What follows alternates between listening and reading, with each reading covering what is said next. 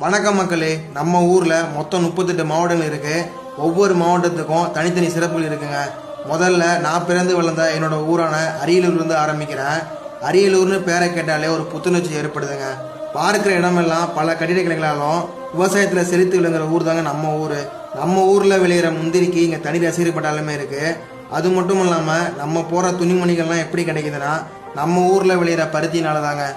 சுந்தர சோழன் காலத்திலிருந்து அவரோட பேரன் முதலாம் ராஜேந்திர சோழன் வரைக்கும் நம்ம ஊரில் ஆட்சி செஞ்சுருக்காங்க.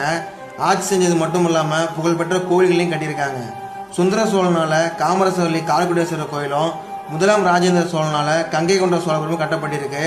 இதெல்லாம் நம்ம ஊரோட அழியாத பெருமைங்க. நம்ம ஊருக்கு வடக்கில் ஓடுற வெள்ளாரும் தெற்கில் ஓடுற கொள்ளிடாரால தாங்க நம்ம ஊருக்கு தண்ணி கிடைக்குது. நம்ம ஊர் எப்படி விவசாயத்தை செலுத்தி விளங்குதோ அந்த அளவுக்கு தொழில் வளத்திலையும் சிறந்து விளங்குதுங்க.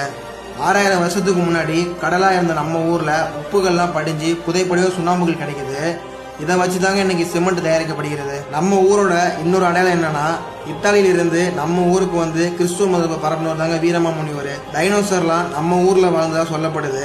அதற்கு ஆதாரமாக நம்ம ஊரில் அவரோட முட்டையை கண்டுபிடிச்சிருக்காங்க. சில ஊர்களெல்லாம் போராட்டம் பண்ணால் சாலை மறியல் பண்ணுவாங்க, பேருந்து மறியல் பண்ணுவாங்க. ஆனால் நம்ம ஊரில் மட்டும்தாங்க ரயில் மறியல் பண்ணுவாங்க. இன்னும் நம்ம ஊரை பற்றி பேசணும்னா பேசிக்கிட்டே போகலாங்க. நெக்ஸ்ட் எந்த டிஸ்ட்ரிக்டை பற்றி பேசணும்னு கமெண்ட் பண்ணுங்கள். அரியலூர் மக்களே, இந்த வீடியோ எல்லாருக்கும் ஷேர் பண்ணுங்கள். மறக்காம